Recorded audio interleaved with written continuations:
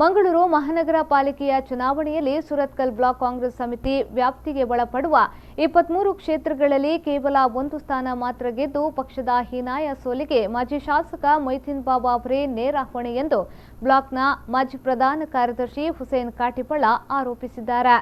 ಈ ಕುರಿತು ಮಂಗಳೂರಿನಲ್ಲಿ ನಡೆದ ಸುದ್ದಿಗೋಷ್ಠಿಯಲ್ಲಿ ಮಾತನಾಡಿದ ಅವರು, ಮೊಯ್ತೀನ್ ಬಾಬಾ ಇನ್ನಾದರೂ ಕಾಂಗ್ರೆಸ್ನಿಂದ ದೂರವಾಗಬೇಕು ಮತ್ತು ಸುರತ್ಕಲ್ ಬ್ಲಾಕ್ ಕಾಂಗ್ರೆಸ್ ಸಮಿತಿಯ ಎಲ್ಲರೂ ರಾಜೀನಾಮೆಯನ್ನ ನೀಡಬೇಕು ಎಂದು ಒತ್ತಾಯಿಸಿದರು.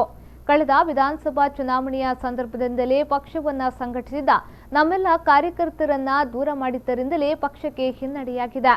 ಮಾಜಿ ಶಾಸಕ ವಿಜಯಕುಮಾರ್ ಶೆಟ್ಟಿ ಅವರನ್ನ ಕಡೆಗಣಿಸಿದ್ದಲ್ಲದೆ ಪಕ್ಷದಲ್ಲಿ ದುಡಿದ ಕಾರ್ಯಕರ್ತರಿಗೆ ಮಾನಸಿಕವಾಗಿ ಹಿಂಸೆ ನೀಡಿದ್ದಾರೆ ಎಂದು ಆರೋಪಿಸಿದರು. ಕಟ್ ಮಾಡಿಸಿ ವೈರಲ್ ಮಾಡಿಸಿ ನನಗೆ ದುಬೈಯಿಂದ ಕೊಲೆ ಬೆದರಿಕೆ ಕೂಡ ಬಂತು.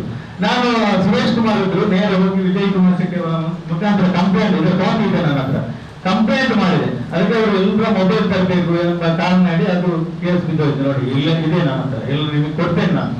ಇಂತಹ ಒಂದು ಮಾನಸಿಕ ಹಿಂಸೆಯನ್ನು ನಮಗೆ ಹೊಡೆಯುವುದು ಮತ್ತೆ ಕಾಂಗ್ರೆಸ್ ಜಿಲ್ಲಾ ಸಮಿತಿಯಿಂದ ನಮಗೆ ನೋಟಿಸ್ ನೋಡಿ, ನಮಗೆ ನೋಟಿಸ್ ನಾನು ಏನು ಪಕ್ಷ ವಿರೋಧ ಮಾಡಿ ಅಂದ್ರೆ ವಿಜಯ್ ಕುಮಾರ್ ಶೆಟ್ಟಿ ಅವರನ್ನು ಮತ್ತು ಅವರ ಅನ್ಯಾಯಗಳನ್ನು ದೂರ ಮಾಡಬೇಕು, ಇಡೀ ಸುರತ್ಕಲ್ ಬ್ಲಾಕ್ ಕಾಂಗ್ರೆಸ್ ನನ್ನ ಕೈಯಲ್ಲಿ ಬರಬೇಕು ಎಂಬ ನೆಲೆಯಲ್ಲಿ ಇವರು ಕೆಲಸ ಮಾಡಿದರು.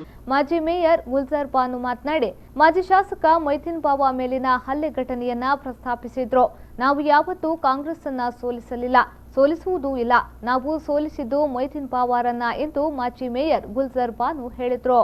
ಆದರೆ ನಾವು ಕಾಂಗ್ರೆಸ್ ಅನ್ನು ಯಾವತ್ತೂ ನಾವು ಸೋಲಿಸಲಿಲ್ಲ, ಯಾರಿಂದ ಸೋಲಿಸಲಿಕ್ಕೆ ಸಹ ಕಾಂಗ್ರೆಸ್ ಅನ್ನು ಆಗುವುದಿಲ್ಲ.